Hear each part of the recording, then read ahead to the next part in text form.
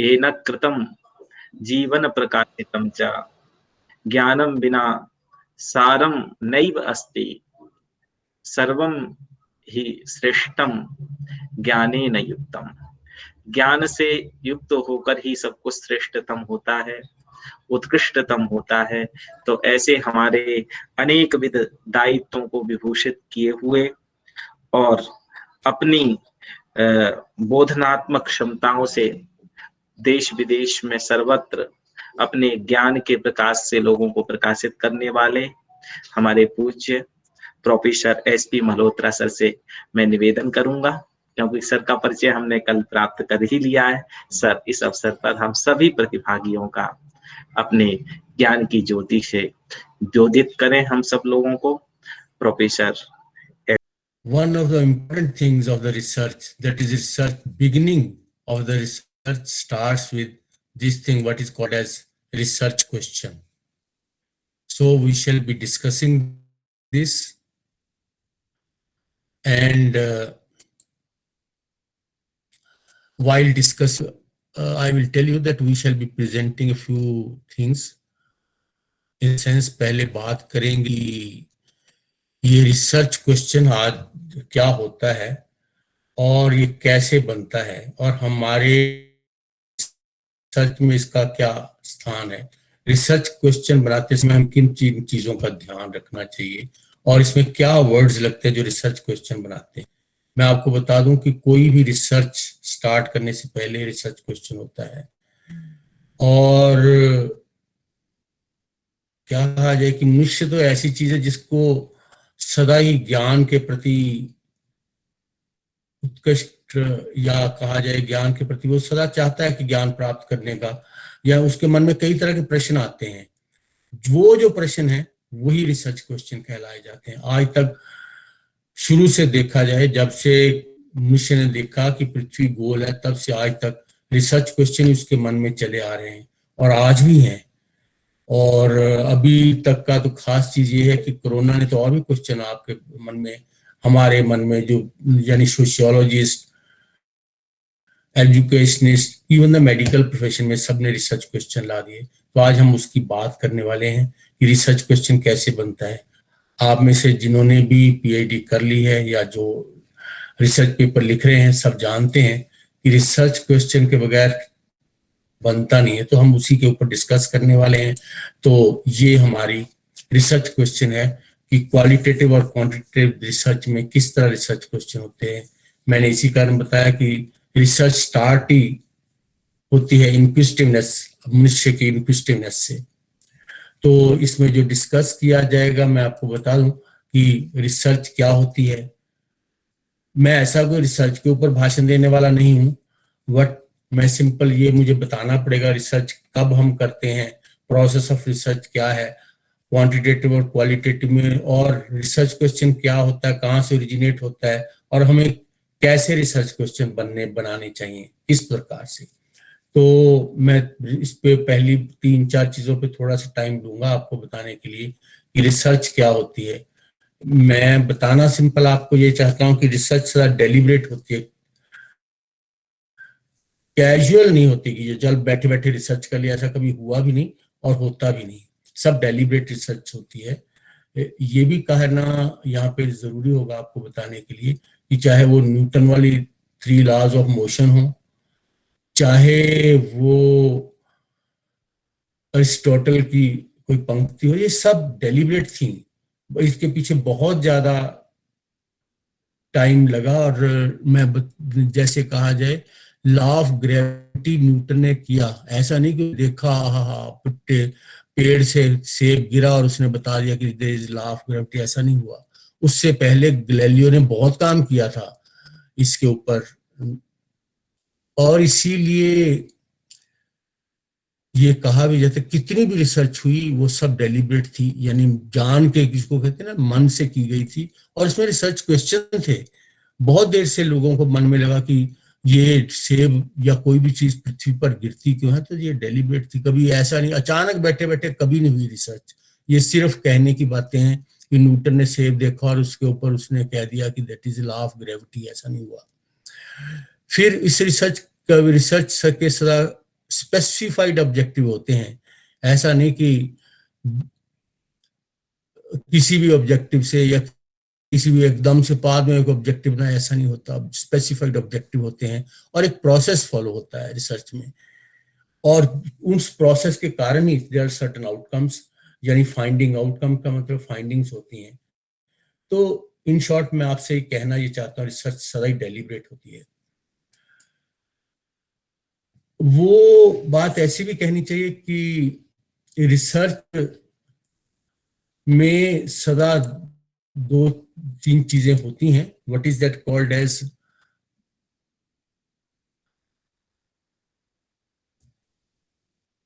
यानी ये नहीं कहा जा सकता कि जो रिसर्च नहीं होती, वो आपको बता देता हूँ कि जैसे स्नान करना, खाना खाना, ये रिसर्च, ये तो रूटीन की एक्टिविटीज को रिसर्च नहीं कहा जा सकता। सिमिलरली कुछ कॉमन सेंस एक्टिविटीज होती हैं। लेटर से आप कहते हैं एक कार जा रही, दूसरी कार आ रही, आपस में टक्कर होगी, ये कॉमन सेंस एक्टिविटीज हैं, ये भी रिसर्च नहीं कहलाती। और पर्पजलेस रिसर्च कभी होती नहीं। तो मैं आपको बताना चाहता था क्या रिसर्च होती है और क्या नहीं होती, क्योंकि रिसर्च क्वेश्चन यहीं से मेरा स्टार्ट होगा। तो हम रिसर्च करते क्यों हैं, वो मैं आपको बताता हूँ। नए आइडियाज लेने के लिए, नॉलेज क्रिएट करने के लिए रिसर्च करते हैं हम। और हम रिसर्च करते हैं किसी प्रॉब्लम का सॉल्यूशन ढूंढने के लिए। प्रॉब्लम के सॉल्यूशन ढूंढे गए, बहुत सी रिसर्चेस हैं जिसको मैं बता देता हूँ आपको, कि प्रॉब्लम का सॉल्यूशन ढूंढने के लिए कि बच्चों को कौन से तरह के चीज समझ आती है, तो क्वेश्चंस के ऊपर रिसर्च हुई और उसका सॉल्यूशन ढूंढा गया कि किस तरह के क्वेश्चंस बच्चे का सॉल्व कर सकते हैं। और किसी भी चीज की इफेक्टिवनेस देखने के लिए, एफिशिएंसी देखने के लिए, आपको पता है आजकल बहुत सी चीजें, बहुत सी दवाइयां आ रही हैं सिर्फ इस कारण कि इसका इफेक्ट देखो कि कोरोना के ऊपर होता है कि नहीं। ये सब इसकी रिसर्च की बात है। अगर और ट्रुथ को वेरीफाई करने के लिए कि ये सच है या नहीं है, इसके लिए भी रिसर्च होती है। और इसी कारण रिसर्च के अपनी क्यूरियोसिटी को पूरा करने के लिए भी रिसर्च करते हैं। बहुत सी क्यूरियोसिटी है आदमी के मन में, अब भी क्यूरियोसिटी हो रही है कि क्या हमें कल के लिए डॉक्टर जरूरी होंगे। आपको ये क्वेश्चन मेरा बड़ा अजीब लग रहा होगा, मगर आपको नहीं लगता कि आर्टिफिशियल इंटेलिजेंस वो बनी गई है, तो हम डॉक्टर भी उसी से बना लेंगे कि जो आप टेम्परेचर देख के ये बता देगा, आपकी हिस्ट्री देख के बता देगा कि कैसा आपको दवाई चाहिए, तो उसके डॉक्टर की कहाँ जरूरत है। सो माय पॉइंट वाज, कहने का ये है कि हम किसी कारण से रिसर्च करते हैं, और ये कारण है नॉलेज क्रिएट करने के लिए या किसी प्रॉब्लम का सॉल्यूशन ढूंढने के लिए हम रिसर्च करते हैं। मैं आपको वैसे बताऊं कि इसके मेथड्स हैं, 3 खास मेथड्स हैं अपनी रिसर्च की या किसी चीज को प्रॉब्लम का आंसर फाइंड करने के लिए 3 का है। पहला है सिलोजिज्म। ये पुराना जमाना था जब सिलोजिज्म से लोग रिसर्च करते थे। सिलोजिज्म होता है कि आपके पास एक प्रीमाइज होता है, प्रीमाइज के बाद कंक्लूजन होता है। लेट मी से कि मैन इज मॉर्टल है premise, Ram is a man therefore Ram is मॉर्टल, this is what is this, ये था। जैसे बहुत एक अच्छी एग्जांपल है कि बीच अगर कोई चीज गोल है और उसके ऊपर कोई चीज चल रही है, गोल चीज के ऊपर अगर चला जाए तो बीच वाली चीज पहले दिखाई देगी। इसी कारण लोगों ने जब देखा कि दूर से जहाज आ रहे हैं तो बीच वाला जहाज पहले दिखाई देता था, तो इस कारण कहा गया that is simple thing is earth is round. तो ये लॉजिकल मेथड था जिसको हम सिलोजिज्म कहते थे। बट इसके अंदर कई तरह की हर चीज की फाइंडिंग इससे नहीं हो सकती थी, तो इस कारण एक साइंटिफिक रिसर्च का मेथड आया। साइंटिफिक रिसर्च का कहा गया कि simple way of looking at the things, जिस इन सिंपल ये कहना चाहिए कि फैक्ट्स ऑब्जर्व हो जाते हैं जो फैक्ट्स ऑब्जर्व होती है और उनके आपस में रिलेशनशिप को थ्योरी कह देते हैं। सो फैक्ट्स और थ्योरी आपस में इकट्ठे चलते हैं। ये साइंटिफिक प्रोसेस था। इस साइंटिफिक प्रोसेस में इंपीरिकल रिसर्च यानी एक्सपेरिमेंटल रिसर्च कह आपस में रिलेशनशिप वाली research, this came for the first time. इसको पॉजिटिविज्म भी कहते हैं। इसके अंदर क्या था कि truth is determined bye facts and the logical consideration, यानी जो भी ट्रुथ होता है, अभी आपको एग्जांपल दी कि अर्थ इज राउंड क्योंकि उसका लॉजिकल ट्रुथ था, और उसको मन करने के लिए फैक्ट्स देखे गए कि जहाज कैसे चलते हैं। और दूसरी बात ये भी है कि चांद के ऊपर देखा गया कि चांद का जब ग्रहण लगता है तो अर्थ के ऊपर राउंड शेप का एक दिखाई देता है। तब से लोगों ने सोचना शुरू किया कि अर्थ सचमुच राउंड है। ये एम्पिरिकल रिसर्च थी। सो सिस्टमेटिक इंटरलेशन जब फैक्ट्स के फाइंड किए जाते हैं, एक्सपेरिमेंटेशन, ऑब्जर्वेशन, लॉजिकल प्रोसीजर, तो ये सब एम्पिरिकल रिसर्च कहलाते हैं। इसके फीचर्स थे एम्पिरिकल रिसर्च के, ऑब्जर्वेशन, कंसेप्ट्स, ऑब्जेक्टिविटी, वेरीफाइबल होना चाहिए। जो भी फाइंडिंग है उसको वेरीफाई करना, वेरीफाइबल होनी चाहिए। जो सच यहाँ पे या दूसरी जगह पे भी सच होना चाहिए। प्रेडिक्टेबिलिटी होनी चाहिए, सिस्टमेटिक नेचर होनी चाहिए। मैं ये बातें आपको इसलिए बता रहा हूँ, ये सब आपको पता है। मैं अपने क्वेश्चन पे आना चाहता हूँ कि रिसर्च क्वेश्चन क्या होता है। मैं इसलिए ये बातें बता रहा हूँ कि एम्पिरिकल रिसर्च का एक टाइम आया। तो इसीलिए इस दो पॉजिटिविस्ट रिसर्च आई, जिसमें आप डिस्क्रिप्टिव रिसर्च का लाभ जैसे आप डिस्कस भी हुआ था, एक्सपोस्ट फैक्टर रिसर्च या एक्सपेरिमेंटल रिसर्च, ये सब पॉजिटिविस्ट रिसर्च कहलाती है। मगर लोग पॉजिटिविस्ट रिसर्च से तंग आ गए। उन्होंने कहा हर चीज तो मेजर नहीं की जा सकती, और जो ये कहते हैं कि एक चीज को मेजर ऊपर स्टैटिस्टिकल टूल्स लगा के कह देते हैं, दैट इज नॉट फिजिबल, और हर वक्त किसी चीज का जवाब नहीं देते। इवन इन साइंसेस ऑल्सो ऐसा नहीं हुआ।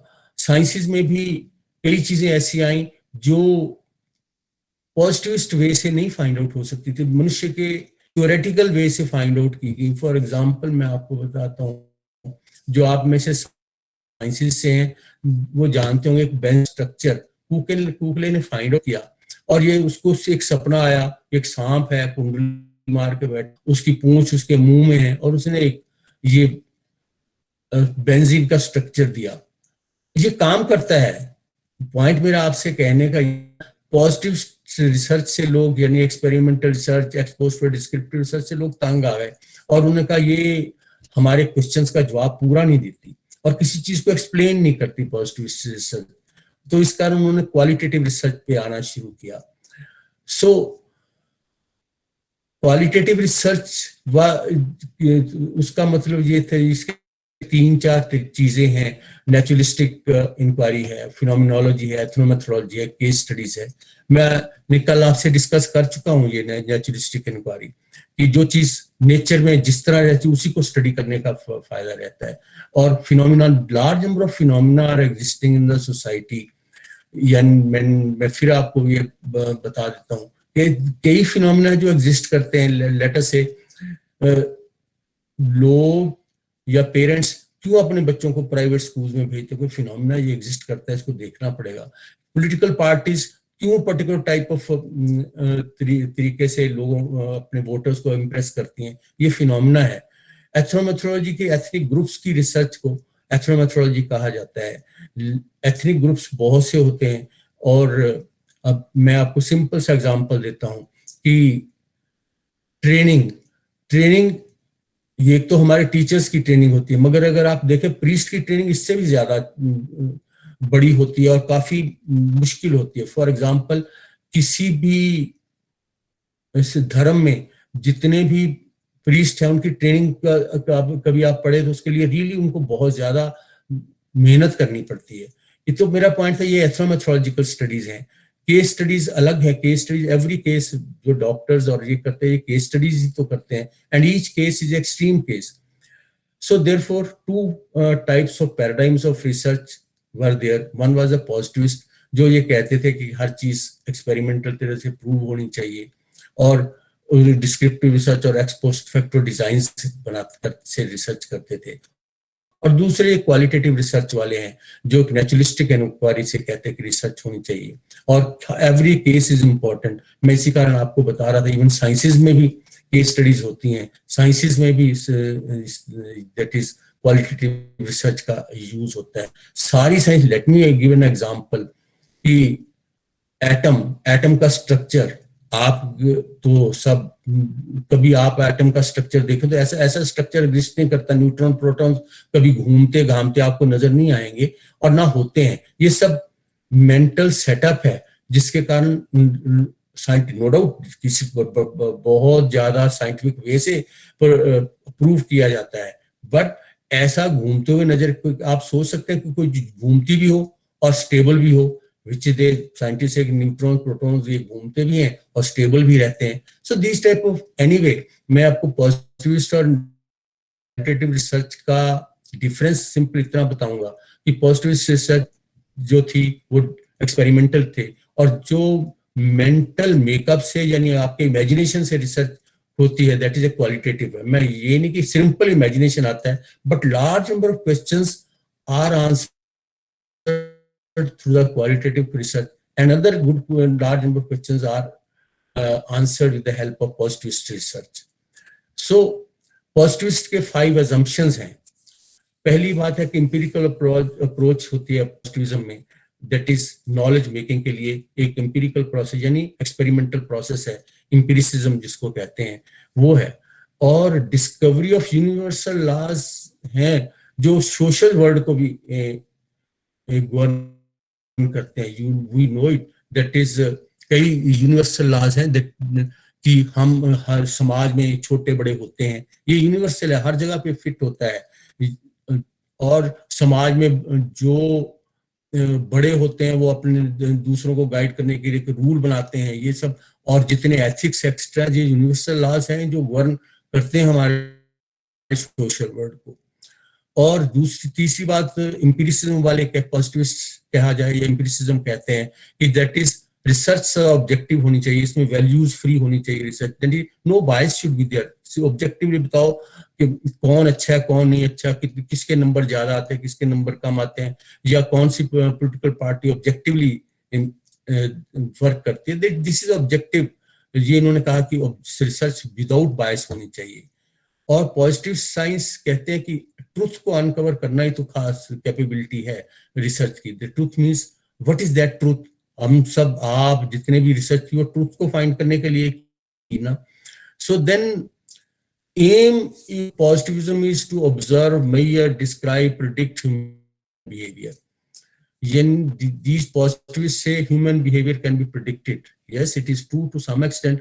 We can predict that in such circumstances behavior ये होगा, इस circumstances में behavior अलग होगा। और ऑब्जर्व करते हैं आप, और ये मेजर भी किया जाता है। all these persons, all persons here present here from psychology and even from the languages, they know that जितना भी ड्रामा लिखे गए और उन्होंने सिर्फ एक बिहेवियर को ऑब्जर्व किया गया और प्रेडिक्ट किया गया। सो देयरफॉर पॉजिटिविज्म की ये 5 assumptions थी जिसके ऊपर पॉजिटिविज्म चला।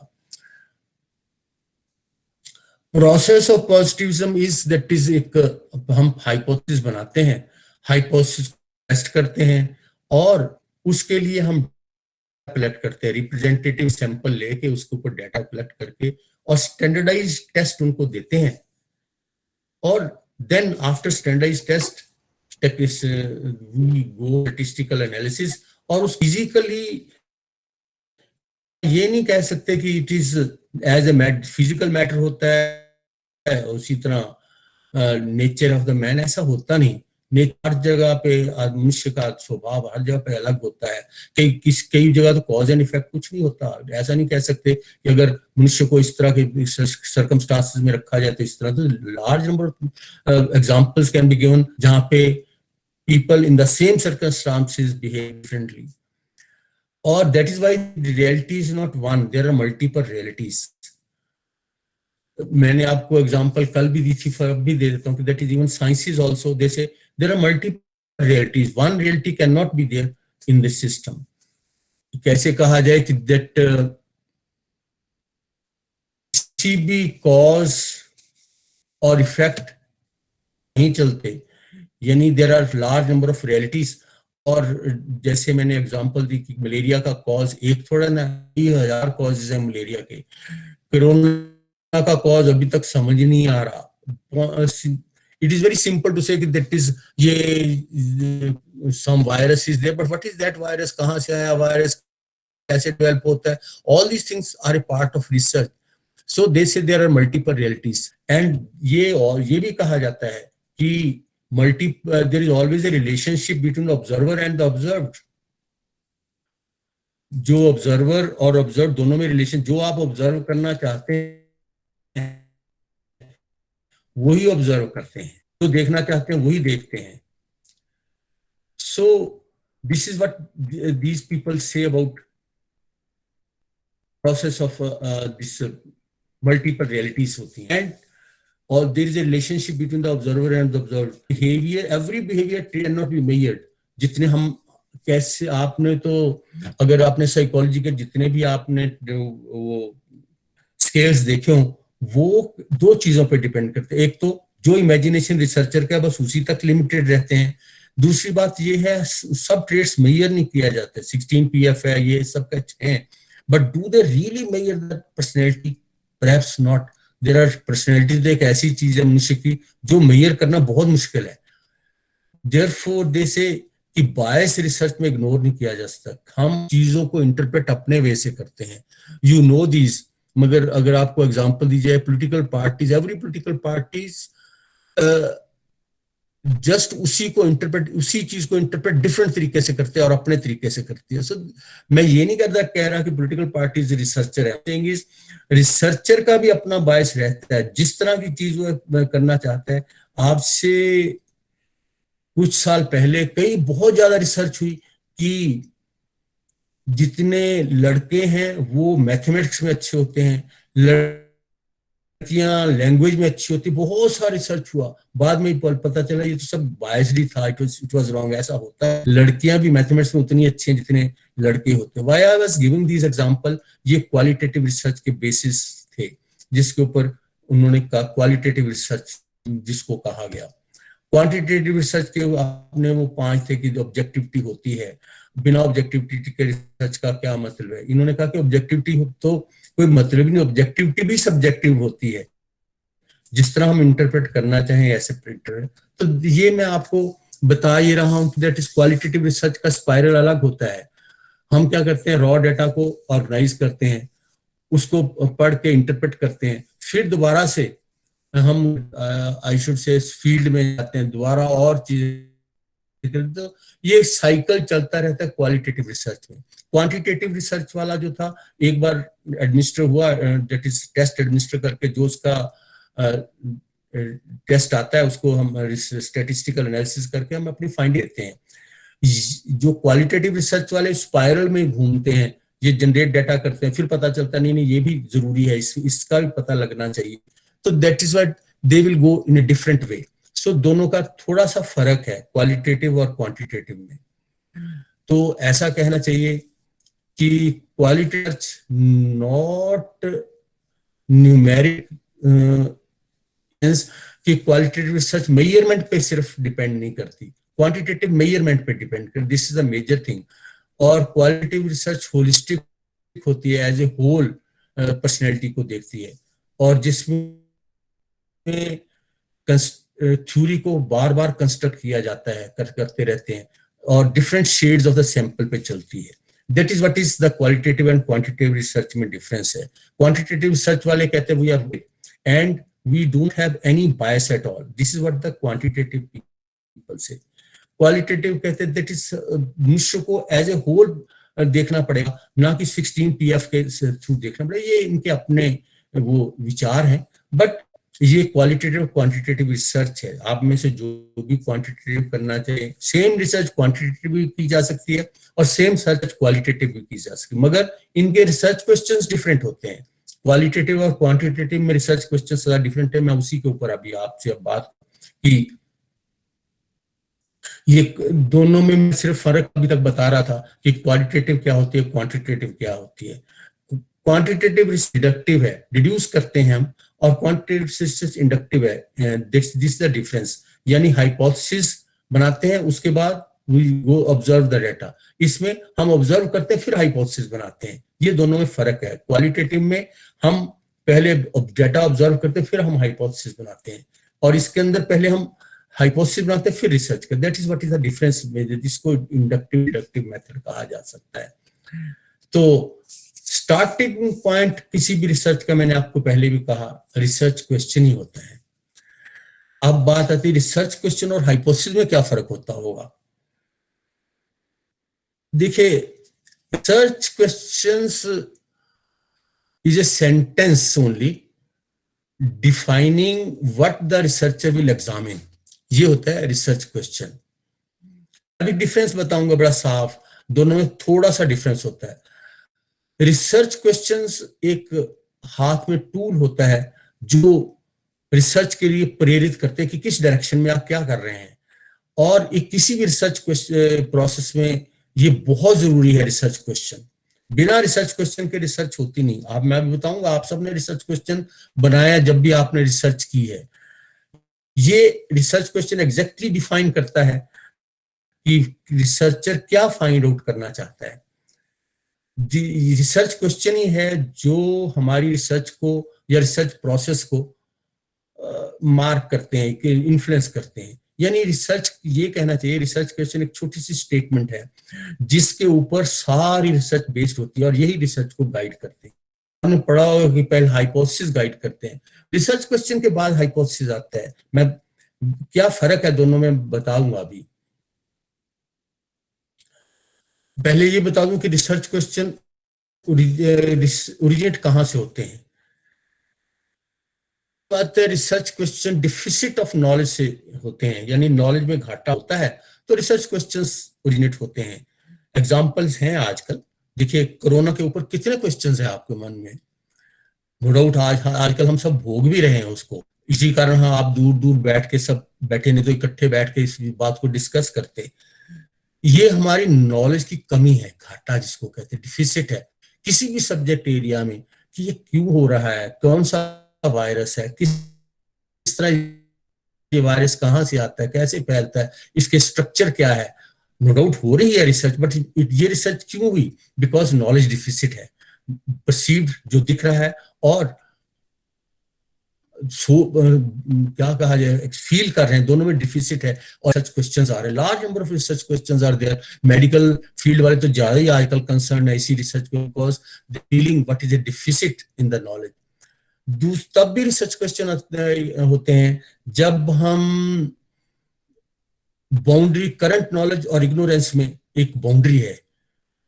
फॉर एग्जाम्पल, मैंने आपको अभी बताया आर्टिफिशियल इंटेलिजेंस हमने फाइंड आउट की। अब आर्टिफिशियल इंटेलिजेंस को किस तरह यूज किया जाए, that is ignorance, and we are trying to utilise it. That's why I give it example of the doctors, कि बिकॉज आर्टिफिशियल इंटेलिजेंस है तो हमें डॉक्टर्स क्यों बनाने चाहिए। तो आर्टिफिशियल इंटेलिजेंस, डॉक्टर क्या करता है, I am, please don't think it that I am criticising the doctors, not at all, and I also body to do that, but just I am just giving the boundaries which is are their current knowledge और ignorance में boundary है।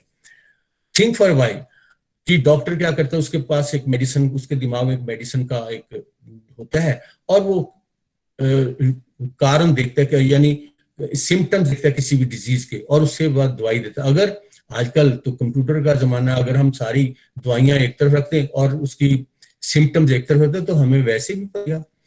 और late me से heart की surgery, अगर heart की surgery robotic भी तो कर, रोबोट बनाए उसको हार्ट की सर्जरी करेगा, ना तो कभी थकेगा, ना उसको टाइम ज्यादा लगेगा, वो हार्ट की सर्जरी कर देगा। बिकॉज डॉक्टर भी तो काटता ही तो है, और उसको particular, no doubt particular rules हैं, वो रूल हमारा ये रोबोट भी करेगा।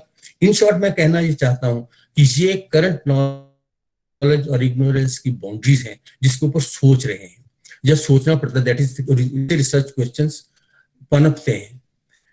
Then research questions are what has been studied till date and what was previously gathered. जो आप आज तक वो रिलेटेड लिटरेचर लिखते हैं ना, उस रिलेटेड लिटरेचर में क्या करते हैं आप, यही तो फाइंड आउट करते हैं, this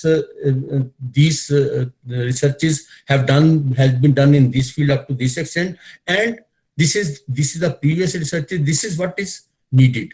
That is what you want to find out कि up to date topic और जो पुरानी रिसर्चेस दोनों में क्या डिफरेंस है. That's what you have done this and in the related literature.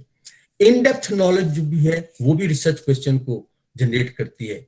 Let me say, what are the most effective communication systems for increasing the turnout of the voters? Let me say this thing.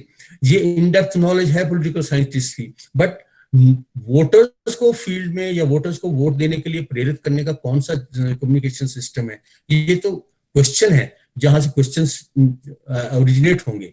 यानी in depth knowledge होते हुए भी हम किसी new knowledge generate करने के लिए research question आते हैं. सो ये all these research questions are originated in this way, that is पुरानी नॉलेज से. इसीलिए आप रिलेटेड लिटरेचर स्टडी करते हैं. बाकी के जितने भी प्राइमरी सेकेंडरी है ये सब प्लानिंग स्टेज के ऊपर ही होते हैं, और जब रिसर्च प्लान लगते हैं तभी ये सारे क्वेश्चंस आते हैं. So just I am coming back to the thing कि रिसर्च क्वेश्चन और हाइपोथेसिस में क्या फर्क होता है. हम सब जानते हैं व्हाट इज हाइपोथेसिस. एक एजुकेटेड गेस ही तो होता है ना, वाइल रिसर्च क्वेश्चन है सिंपली एक एंथुसियाज्म है. आपके मन में एक कोई प्रश्न आके आपको सदा झंझोड़ता रहता है कि इसका क्या जवाब होगा, इसका क्या जवाब होगा. That is what is research question. Hypothesis सिर्फ एक गेस है. सो hypotheses are a part of scientific method and research question is a part of enthusiasm. दोनों में इतना ही फर्क है. रिसर्च क्वेश्चन और hypothesis should be developed before the start of the study, in the sense ये दोनों ही start of the study से पहले होते हैं. देयरफॉर हाइपोथेसिस तो गेस होता है, वेयर एज रिसर्च क्वेश्चन आपका एंथुसियाज्म होता है. कोई भी एंथुसियाज्म के बगैर स्टार्ट ही नहीं होती कि यार ये कैसे होगा, ये क्या होता है. That's what is the. So अब आते हैं बात क्वांटिटेटिव रिसर्च क्वेश्चंस की किस तरह के होते हैं और क्वालिटेटिव स्टडीज में रिसर्च क्वेश्चन किस तरह के होते हैं. That is what we shall be discussing now. जो मैंने पहले ही बताया, मेजरेबल डाटा जो आंसर्स देता है उसमें सेट ऑफ क्वेश्चंस होते हैं डिस्क्रिप्शन देने वाले, कंपैरिजन करने वाले, रिलेशनशिप बताने वाले. सो आई शुड से कि मैं बताता हूं ये डिस्क्रिप्शन वाले रिसर्च क्वेश्चंस कैसे होते हैं. डिस्क्रिप्शन वाले रिसर्च क्वेश्चंस होते हैं जो एक्सप्लेन करते हैं किसी चीज को, व्हाई, वेयर, हाउ. किसी भी चीज का वेयर, व्हाई, हाउ एक्सप्लेन करते हैं, वो होते हैं डिस्क्रिप्टिव. ये मैं क्वांटिटेटिव रिसर्च क्वेश्चंस की बात कर रहा हूं कि क्वांटिटेटिव में डिस्क्रिप्टिव क्वेश्चंस होते हैं, क्वांटिटेटिव में कंपैरेटिव वाले रिसर्च क्वेश्चन होते हैं. For example, what percentage of college students have felt depressed last year? ये रिसर्च क्वेश्चन है. How often do students report their feeling of depression? ये क्वांटिटेटिव है, यानी डिस्क्राइब करेगा कि what percentage of students have felt depressed last year in a particular college or university. So या particular year. ये है description वाले क्या परसेंटेज होती है स्टूडेंट्स की जो डिप्रेस होते हैं, उनका क्या कारण है. ये सारे क्वेश्चन डिस्क्रिप्टिव क्वेश्चन है. ये क्वांटिटेटिव स्टडीज में आमतौर पर डिस्क्रिप्टिव क्वेश्चन होते हैं जहां पे हम what percentage, how many students, how many all this, ये सारे डिस्क्रिप्टिव क्वेश्चंस होते हैं. दूसरे तरह के क्वांटिटेटिव स्टडीज में क्वेश्चन होते हैं दैट इज कंपैरेटिव क्वेश्चंस.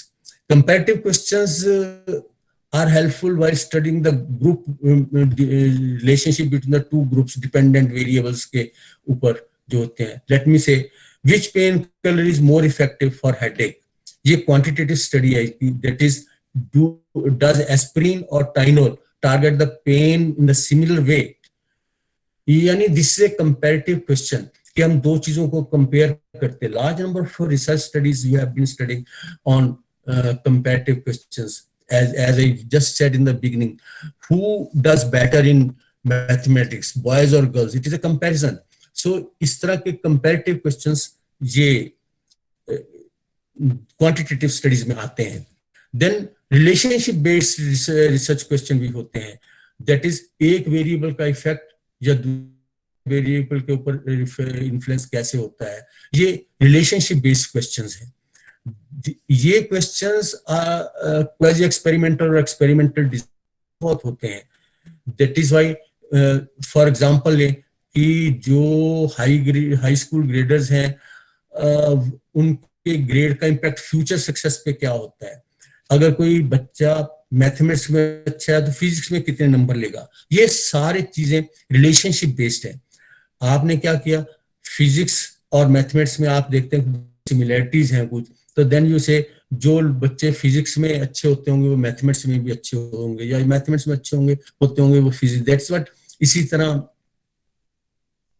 जो स्कूल ग्रेड का इम्पैक्ट होता होगा फ्यूचर सक्सेस के ऊपर, जिनके लेटर से 100% या 99% मार्क्स लेने वाले फ्यूचर में काम करते हैं, कितनी सक्सेस लेते हैं। तो these all are relationship based questions. So 3 तरह के क्वेश्चंस हुए इसमें, that is quantitative studies में। One is comparative, descriptive, comparative and relationship। ये 3 तरह के क्वेश्चंस होते हैं। In large, you can give many examples over it as I was discussing. Then आते हैं type of questions in qualitative research में किस तरह के क्वेश्चन होते हैं। क्वालिटेटिव रिसर्च में एक्सप्लोरेटरी क्वेश्चंस होते हैं जो किसी चीज को अंडरस्टैंड करने के लिए किए जाते हैं, एक्सप्लोर करने के लिए। Let me say what is the effect of personal technology on today's youth. Personal technology होती है that is technology which is personal to one, the information which is personal, या ये कहा जाए आजकल के बच्चे कई तरह की टेक्नोलॉजी यूज करते हैं। दैट इज मोबाइल है, personal mobile is a personal technology, अपना लैपटॉप है, these all are personal technologies. ये पर्सनल टेक्नोलॉजीज किस तरह इफेक्ट करती हैं किसी उसके ऊपर, दैट इज उस what should be said as उनके बिहेवियर के ऊपर, उनके वर्क फंक्शनिंग के ऊपर। ये वाला क्वेश्चन एक्सप्लोर करने वाला है। यू कैन नॉट से कि अगर किसी के पास लैपटॉप है तो ये ऐसा होता होगा। क्या क्या बच्चे काम करते हैं पर्सनल टेक्नोलॉजी के ऊपर। You know it very much कि आजकल पेरेंट्स को सबसे बड़ी प्रॉब्लम यही है कि मोबाइल लेके दें या ना लेके दें यूथ को, या उनको ये वाला इंटरनेट यूज करने दें या ना करने दें। Large number of problems are also there, no doubt फायदे भी इसके बहुत ज्यादा है। And all the school people आजकल कह रहे हैं कि अपनी डिवाइस लेके आओ और यहाँ करो। People are saying and it has lot of I should say advantages also, but on the other side you see that it has some problems also. तो इसका क्या इलाज है? That is a question जो qualitative research का है। Similarly, how do students at our institute spend their weekends? यानी जब वो छुट्टी होती है तो क्या करते हैं? That is a typical weekend. That my point is this is explore करने वाला question है। That is these are the exploratory questions. दूसरे तरह के क्वेश्चन होते हैं predictive questions, जो फ्यूचर आउटकम्स के लिए होते हैं कि क्या कल को क्या होने वाला है।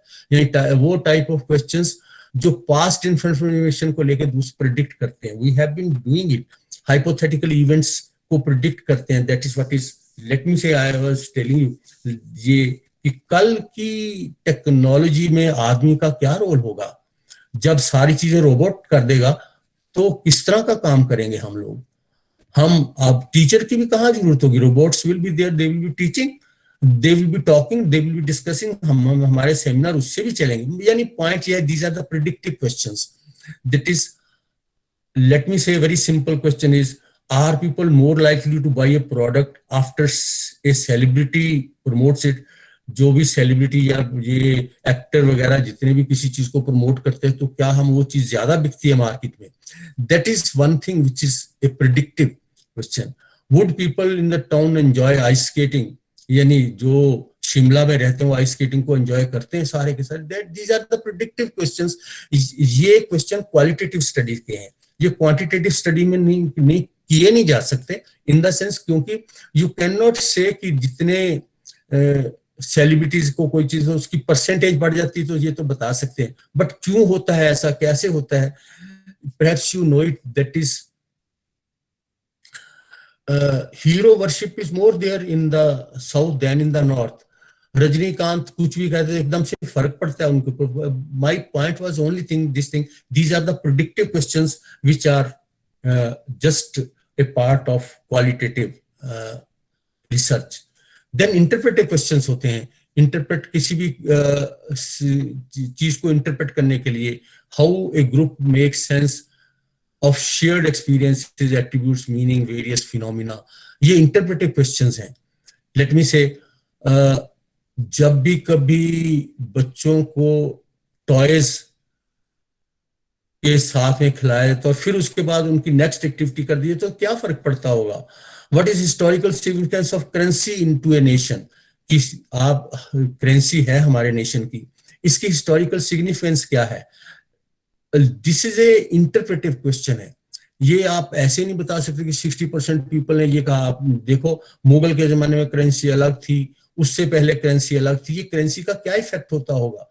सो these are the values which are interpretive, interpret करते हैं, interpret करके हम उसको बताते हैं। These are the interpretive questions which are a part of qualitative research. So what we have done till now is, I have said that in qualitative research exploratory questions होते हैं और उसमें predictive questions होते हैं, predict करते हैं future को, और interpretive questions होते हैं। Whereas quantitative studies में just कंपैरेटिव क्वेश्चंस होते हैं, रिलेशनशिप वाले क्वेश्चंस होते हैं, डिस्क्रिप्टिव क्वेश्चंस होते हैं, डिस्क्राइब करते हैं किसी चीज को। तो these are the types of questions in both the types of researches, that is quantitative as well as qualitative. अब आते हैं कि गुड क्वेश्चन लिखना हो तो क्या करना पड़ता है? What is how to write a good research question? Because मैं आपको ये बता दूं कि अगर रिसर्च क्वेश्चन अच्छा हो तो रिसर्च भी ठीक बनती है, क्योंकि रिसर्च क्वेश्चन गाइड करता है कि क्या आप किस तरह का एनालिसिस आप करने वाले हैं, किस तरह का सैंपल आप लेने वाले हैं, आप कैसा उसको ऑब्जर्व करने वाले, किस तरह के टेक्निक्स आप लगाने वाले हैं डाटा कलेक्शन के लिए। ये अच्छे क्वेश्चन को राइट करने के लिए जरूरी है। पहली बात यह है कि रिसर्च क्वेश्चन एक सिंगल सेंटेंस होता है। ये कभी भी 4-5 सेंटेंस पर पैराग्राफ नहीं होता, सिंपल एक सेंटेंस होता है, single sentence which tells everything, और इसके अंदर पर्पस ऑफ स्टडी निहित होती है। आप इसके पर्पस ऑफ स्टडी और सेंट्रल फिनोमिना, ये आपकी स्टडी का सेंट्रल कहाँ, हम इसकी स्टडी भी कभी रिसर्च क्वेश्चंस बनाएंगे। और हम वर्ड्स यूज करते हैं, एक्सप्लोर, अंडरस्टैंड, डिस्कवर, तो इस तरह के वर्ड्स यूज होते हैं। यानी पार्टिसिपेंट्स कौन होंगे, किसी रिसर्च का स्टाइल क्या होगा, ये सारे रिसर्च क्वेश्चंस के पार्ट है। No think for while we are to write a single question, और सिंगल क्वेश्चन में पर्पस भी आना चाहिए और क्या बना होने वाला वो भी आना चाहिए। That is what is the writing a good research question. मैं अभी बताता हूं आपको उसके अंदर क्या क्या यूज हो सकता है। इसके लिए वर्डिंग जो है हमें बहुत ध्यान से रखनी पड़ती है। फर्स्ट थिंग इज कि रिसर्च क्वेश्चन सदा हाउ एंड व्हाट से स्टार्ट होता है, वाई से कभी रिसर्च क्वेश्चन स्टार्ट नहीं होता। इज इट लाइक दिस, ये रिसर्च क्वेश्चन नहीं हो सकता। Is there something like this, क्योंकि इसका जवाब तो हाँ या ना में हो, ये तो रिसर्च क्वेश्चन नहीं हुआ ना। So how and why what वाले रिसर्च क्वेश्चन होते हैं जो इस वर्ड से स्टार्ट होते हैं। Tell the reader, good question is that which tells the reader how attempting what he wants to discover, generate, explore, identify, describe. ये words use किए जाते हैं। that is how it becomes a research question. And we have what happened to help the craft research question. ये what happened, ये इस तरह के research है। यानी my point is simple, we always start a research question with the what and how and process, ताकि पता है डिस्क्राइब करने के लिए, डिस्कवर करने के लिए। And what was the meaning to the people of what happened, this, ये सारे रिसर्च क्वेश्चन का पार्ट है। बट हम relate, influence, impact, effect, cause, ये वाले वर्ड नहीं use. What is the effect, that is a separate thing. Effect of this thing, that is not a good research question. And how to write this, I will just, these are the words, I will tell you what are the words: how, what, generate, identify, describe, meaning, outline, experience। ये सारे words हैं जो एक अच्छे research question के लिए use किए जाते हैं। और जो वर्ड्स नहीं यूज किए जाने वो ये होते हैं, for relate this thing to that thing, relate this aspect to that aspect, impact of flan on this, effect of this on this. ये रिसर्च क्वेश्चंस नहीं होते. Cause of what that is causes of this thing, it is not a research question. What are the causes? That is a separate thing. You have to put the word what and influence. What influence of this, compare this thing with that thing, that is not a research question. Contrast, compare, contrast is not a research question. A good research question is essentially a guide to our research. क्या होने चाहिए अच्छे research questions के गुण, क्या होने चाहिए? One is, research question सदा ऐसा होना चाहिए जो फोकस्ड हो और रिसर्चेबल हो. यानी लेट मी से, किसी भी प्रॉब्लम के लिए फोकस और रिसर्चेबल हो. मैं आपको एग्जांपल देता हूं. इज एक्स और Y policy better? Which policy is better? Is X और वाई ए बेटर पॉलिसी? ये रिसर्च क्वेश्चन नहीं है. How effective X and Y policies at reducing the drop out rate? See here, इस वाले question में क्या हुआ, हमने सब चीजें स्पेसिफिक लिखी है ना. एक्स एंड वाई कोई पॉलिसीज, मतलब हम तो एक्स वाई मतलब ये कहना चाहता था कि आज पॉलिसी, अगर ऐसा कहूंगा तो दैट टेक मोर टाइम. मैं ये कहता हूं, हाउ इफेक्टिव एक्स और Y policy at reducing the drop out rate of students. Let us say स्कूलों में ड्रॉप आउट रेट बहुत होता है, तो उसको रिड्यूस करने के लिए क्या पॉलिसी? This is focused. ये क्वेश्चन रिसर्चेबल भी है और फोकस्ड भी है. वेदर इट एक्सपेरिमेंट, आप इसको क्वालिटेटिव रिसर्च में देख लें या क्वांटिटेटिव रिसर्च में देख लें, ये क्वेश्चन रिसर्चेबल है. यानी पहली बात है, एक अच्छे रिसर्च क्वेश्चन का गुण होता है कि वो सदा फोकस्ड होता है और रिसर्चेबल होता है. जिस तरह मैंने अभी बताया कि इज एक्स पॉलिसी बेटर और वाई पॉलिसी बेटर?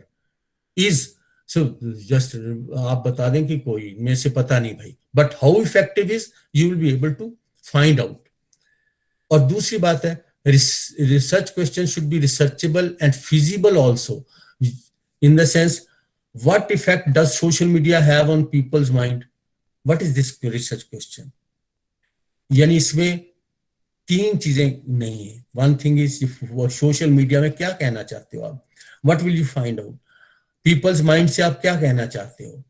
यानी so therefore, what effect does daily use of Twitter have on attention of the span of under 16. यानी जो बच्चे 16 साल से नीचे हैं उनके ऊपर इस ट्विटर का इफेक्ट क्या होता है, उनके अटेंशन लेवल पे क्या फर्क पड़ता है.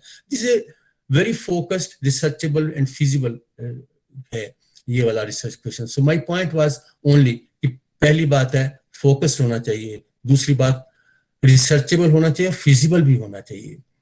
यानी simply for example we can have Twitter है, उसके हम उसका दैट इज सैंपल ले लेंगे 16 साल के बच्चों का, फिर हम फाइंड आउट कर लेंगे. ये फिजिबिलिटी भी है और रिसर्चेबल भी. पहले whereas what is the effect of social media on people's mind, ये रिसर्च क्वेश्चन ना तो फिजिबल है ना रिसर्चेबल है. Then research question should be complex and arguable. Arguable is so that you can research over it and you can find the answers to these things. Has there been an increase in homelessness in India in the past 10 years? What is this research question? देखना, has there been an increase in homelessness, यानी जो झुग्गी झोंपड़ी वाले हैं जिनके पास घर नहीं होते, ये क्या past 10 years में इंक्रीज हो गए? तो आप सिंपल सा जवाब दे सकते हैं, हाँ अभी इंक्रीज हो गए. कितना इंक्रीज हुआ, क्या हुआ? You have not put it. अब दूसरे होना क्या चाहिए, how have economic and political factors affected pattern of homelessness in India over the past 10 years? This is a research question. यानी कॉम्प्लेक्स भी है और आर्ग्यूएबल भी है, which can you can research into this. For example economic and political factors हैं जो effect करते हैं होमलेसनेस को. अपनी कंट्री की इकोनॉमिक सिचुएशन और पॉलिटिकल सिचुएशन कैसे होमलेसनेस को करती है पास्ट 10 years में, देखो उसका डेटा लेंगे और we can find out. Whereas please has been increase, तो हम कहें हाँ भी इंक्रीज हुआ. That this is not a, first one is not a research question, later one is research question. So therefore, I wanted to say only this thing कि research question complex होता है और आर्ग्यूएबल होता है. दूसरी बात, relevant होना चाहिए फील्ड के लिए. That is question should be relevant to the field of study. और जिसको भी कहा जाए, let me ask a question, what should the government do about low voter turnout? ये तो क्वेश्चन रिसर्च का कितना ही कुछ जवाब दे। तो I mean, it is not a research question. होना क्या चाहिए research question? What are the most effective communication strategies for increasing the voter turnout under 30s? आपने देखो कितना ज्यादा इसको स्पेसिफाई किया, और अंडर 30s 30 से 30 की एज से कम वालों को वोटर टर्नआउट के लिए कौन सा कम्युनिकेशन स्ट्रेटजी बेस्ट है? That is you will find out, that is a research question. पहले वाला डिस्क्रिप्टिव क्वेश्चन, कुछ भी लिखो, what should the government do about the low voter turnout, आप लिखते जाओ कि वोट बुलाना चाहिए, उनके घर में चिट्ठी भेजनी चाहिए, कुछ भी लिखो। मेरा पॉइंट ये है कि that is what relevance of a research question mean. We shall go ahead.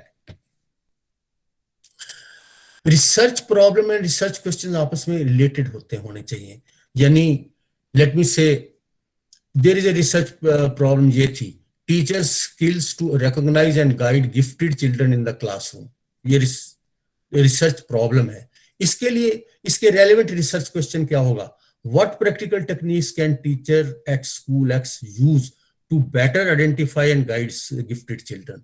This is a research question. Now पहली रिसर्च प्रॉब्लम है, and then this is a research. My point was only this thing, research problem or research questions related hone chahiye. That is what is the main thing. What practical techniques can the teacher at school X use to better identify the guy and guide gifted children? Hamari problem kya the teacher skills to recognize and guide gifted children. We shall go ahead. Here is a research problem. Under 30 engagement in short-term employment and traditional full-time employment. Yani nowadays there is this is a research problem is कि under 30s के अंदर employment की में और short-term employment में और full-time employment में difference आ गया, because आजकल that is the full-time employment बहुत कम है, that because private sector है ये, so many things are there. So research question क्या होगा? What are the main factors that influence young people's decision to engage in short-term employment? या what do workers perceive as its advantages and disadvantages in the short-term employment?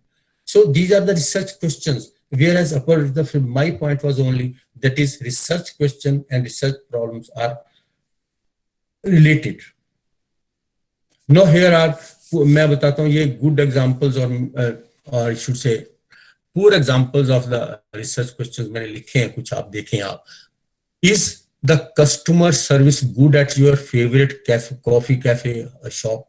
Is this a example or this is example, poor example है. इसमें क्या नहीं है? Qualitative research should never be able to answer yes and no questions. यानी कोई भी is customer service good, तो सीधा सा जवाब है good, not good, something of that sort you can say it. On the other side, let's say what do you like most about your favorite coffee shop? So this is a question जिसके अंदर discover करना या qualitative customer service क्या होती है, उसको factors को आप लेके काम करेंगे. यानी दोनों में this is poor research question. Is this like this is yes and no का आंसर नहीं होता. This is not a research question. Research तो तब होती है when you go for in depth studies. What do you like most, then you could discover the quality of customer service. All these things you will have to do. Let me say, I will give another example. How much time do you listen to rock music a week? So you will say 20%. The things are over. It is not a research question. If we say, why do you prefer listening to rock music more than the general music general music? It will give you a research question. That is, this is considered more subjective question, the results of which could potentially lead to forming the basis of credible argument. My point is, see, this is a poor example and this is a good example. Another part I will show you. That is that ये मैंने जो दो पहले वाले दिए अभी तक, ये थे कि poor example. Research question, is it like this? Why is like this? ये वाले रिसर्च क्वेश्चन नहीं होते. रिसर्च क्वेश्चन व्हाट, हाउ से स्टार्ट होते हैं, और जिसका simple answer answer yes. How much time do you listen to rock music? ये तो कोई भी कह दे 30% 40% ये कह देगा तो that it will be over. अगर पूछा है what do you prefer listening, why do you prefer listening to this music or that music, you will give that I should reasons for that. अब मैं बताता हूँ कि दोनों में क्या डिफरेंस होता है. Difference in researches, that is qualitative research के क्वेश्चंस किस तरह के होते हैं और क्वांटिटेटिव रिसर्च के क्वेश्चंस किस तरह होते हैं. That's what I am going to tell you. I have already told you that study किसी भी तरीके से हो सकती है, क्वालिटेटिव भी हो सकती है, क्वांटिटेटिव भी हो सकती है. जब वो क्वांटिटेटिव होती है तो there are different ways of putting the research question. जब क्वालिटेटिव होती है तो उसके डिफरेंट वे है रिसर्च क्वेश्चन. मैंने बता दिया कि वहां पे डिस्क्रिप्टिव होते हैं, जहां पे एक्सप्लोरेटरी होते हैं, सो एक्सप्लोर करने वाले होते हैं. For example I will give you how does witnessing domestic violence impact child relationship with friends. ये क्वांटिटेटिव स्टडी का क्वेश्चन है. How does witnessing domestic violence impact a child's relationship with his friends. ये वाला question ऐसा है जो एक quantitative study का question. You will have that domestic violence वाले चाइल्ड का सैंपल लेंगे और उनको देंगे, दैट स्केल देंगे कि आपको उनके फ्रेंड्स के साथ क्या कैसा है, दैट इज फ्रेंडशिप स्केल देंगे. You will get this is A quantitative study question. Qualitative studies का क्या क्वेश्चन है. People who witness domestic violence, how do understand how it affects their relationship with their friends. वो क्या understand करते हैं. So what will you do? You will ask them a question. You will ask their parents. You will ask जहाँ पे domestic violence, you will see those homes. That is a qualitative research. दोनों में difference देखना. That is एक है जहाँ पे सिर्फ data चाहिए आपको and you will interpret the data.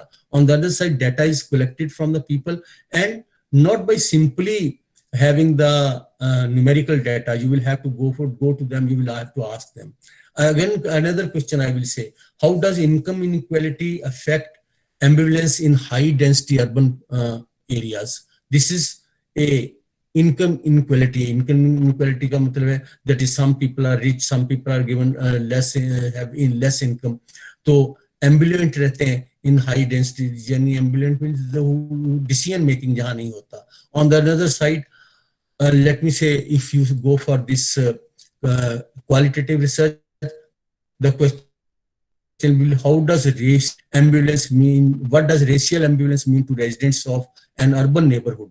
देखिए दोनों में डिफरेंस है.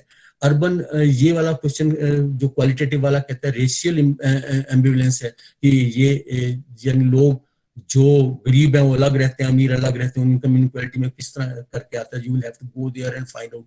यहाँ पे सिर्फ एक that is you will administer a scale and you will find out. Then how does race impact rate of mental health diagnosis for children in foster care. Foster care home में कैसे करता है. Otherwise on the other side, how do African American experience seek helping the mental health. मेरा point यहाँ पे ये है, दोनों में फर्क है, दोनों के रिसर्च क्वेश्चन में फर्क है. That is, one will say how does it do like this. Then another will say how do people react to it. That is what is the question. Then another thing is that is how do what happens to a particular thing. So in short we say research question के ऊपर base करता है qualitative या quantitative research. That which type of research you will be having. So let us do an exercise, friends. मैं आपको दिखाता हूँ. Let us have this exercise and do this. This is a question. Why do parents send their children to private schools? This is a question. Why it is like this? So this is a research question, and we shall be trying to answer this research question. And how does it goes on? I will just tell you. I will give examples for this. One of the why do parents prefer to send their children to the private schools? क्या होता होगा? One is sub question है, what is the educational process in these schools? In स्कूलों में education का process क्या है? What is the process of admitting the children? ये कैसे लोग कैसे admit करते हैं इन बच्चों को स्कूल में? Then what is the process of parent teacher relationship का आपस में इन स्कूलों में क्या है? ये questions हैं. These questions are linked in reality to this thing, that is what is that called as, these are the question sub questions है. हमारा टॉपिक था question, research question was why do parents prefer to send their children to this. ये process जिसके छोटे छोटे questions ये हैं. अब और रिलेटेड क्वेश्चंस होंगे इसमें, that is how do teachers teach in this schools. इसमें टीचर्स टीच कैसे करते होंगे. How do parents feel after admitting their children in this schools. What is the mode of evaluation in these schools? How does the school management keep in touch with these with the parents? I will just tell you that these are the research questions. One is the main question and there are the sub questions for that, and all these questions are researchable questions. I should put in more clear words. That is, आप जरा सोच के देखो ऐसा क्या है कि all parents like to send their children to the private schools. क्या होता होगा. मैं आपको, ये फिनोमिना है. It is this is a phenomenal study, as well as it is also the quantitative study, but these are the research questions only. If you have ever seen there are researches over it, and researchers have found out that why do parents send their children to the private school. There is a reason in India. One of the reasons is that is इनका एक process जो है, what is that, in schools में एक अलग से educational process है. What is that process? That the teachers finish the syllabus in the first 3 or 4 months, and after that every day there is an examination. In examination, yeah, a test, I will say, every day there is a test. In that test, teacher gives the marks, that is a 1 star, 2 star, and the parents are continuously made I should say aware कि आपके बच्चे ने इस हफ्ते इतना किया, इस हफ्ते इतना किया. So parents feel that वहाँ पे कुछ चल रहा है. Whereas in the government schools nothing like that happens. So therefore they feel like that. So my point is education process अलग है. Process of admitting the children is also very different. The things which are not easily given, that they get more I should say preference. Second thing is parent teacher relationship बहुत अच्छा होता है. If a parent goes to the teacher of a government school, he will never accommodate him or her. He will say, yes, आपका बच्चा ऐसा ही है, that is, he is not working hard, ये समझिया, he is very good boy, but still he needs a hard work. This is the statement which a private school teacher will give. On the other side, in the government school, if the parent goes, the government school teacher says, your child is not worth, he is not doing anything. So when the parent listens to this type of thing, that आपका बच्चा तो कुछ करता ही नहीं, बहुत नालायक है, और दूसरा कहे नहीं he is Chanchal, but he cannot sit for a longer time, meaning दोनों का एक होता है. But this is what is the reason. My point was, I am not finding answers to these questions. I am simply saying these are the research questions which go on in the situation. I gave a simple example of this to you for this process.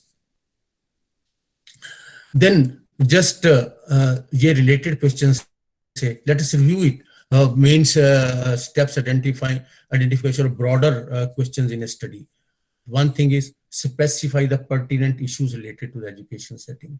This is one. Identify the perspective of individual involved in the particular event.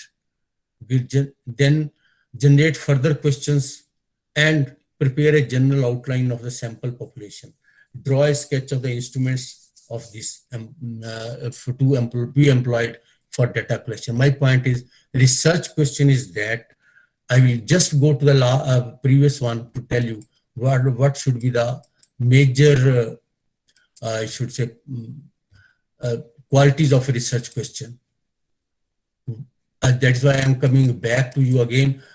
That is, one thing is it should have words which should be there. One thing, good words are how, what, generate, identify, describe. These should be the good words in a research question. Then I wanted to say that good questions is essentially a guide to our research. One thing is these research questions should be focused and researchable and feasible also. Such a research which is feasible also. And secondly, they should be complex and arguable, and they should be relevant to the field. 3-4 चीजें मुझे ये बतानी थी आपको. एक research question वो होता है जो one thing is wording uska theek ho, that is they should start with what, how and all these type of words. That's what I said, that is please start a research question with how, what, generate, because ye the moment you ask such type of question ye aapki research ki sari cheezein define kar deta hai. दूसरी बात होती है research question सदा focused और researchable होना चाहिए and feasible होना चाहिए एंड कॉम्प्लेक्स होना चाहिए. That is what I wanted to say. And then research problem के साथ रिसर्च क्वेश्चन जरूर रिलेटेड होना चाहिए. जिस तरह रिसर्च प्रॉब्लम अगर टीचिंग स्किल है तो नीचे प्रैक्टिकल टेक्निक्स क्या होते हैं उस तरह का रिसर्च क्वेश्चन होना चाहिए. देन रिसर्च प्रॉब्लम और research questions not only related but they should also tell about the what is going to happen. So these are the things which should be there in a research question. So I have given you the examples of poor research questions and examples of the good research question. I also wanted to tell you that is difference होता है qualitative, same research qualitative भी की जा सकती है और quantitative भी की जा सकती है. Therefore qualitative research questions और quantitative research question में थोड़ा फर्क होता है. So these were the things, and then simply I will tell you that research question is the basis of any study. We must prepare our research question very specifically, and very focused research questions all will help us. Therefore I will give you the references also. You can just see these references. I will tell you that I have used Patton's book, and you can just go for it if you want, but you can also study the other books are there. These are the books which I have given, and then these books are there, and then this is a link. You can always go for this link. With these things, just friends, I will come back to the thing that this is what I was talking about, the research questions. With these things, thank you for everybody for being with me for this time. धन्यवादः. अस्माकं बहु अद्भुतं मार्गदर्शनम् अद्य अस्माकं मार्गदर्शकेन professor SP. Malhotra महोदयेन कृतं. तदर्थं महोदयस्य भूयो भूयः धन्यवादं ज्ञापयामः. महोदयस्य मार्गदर्शनम हम सब ने प्राप्त किया. तदर्थ मैं श्री लाल बहादुर शास्त्री राष्ट्रीय संस्कृत विद्यापीठ के पक्ष से और हमारे इस कार्यशाला की संयोजिका प्रोफेसर अमिता पांड्या भारद्वाज महोदया के पक्ष से और सभी महानुभावों के पक्ष से सर का बहुत ही हृदय से आभार व्यक्त करते हैं और आगे भी सर का मार्गदर्शन बना रहे इस आशा से.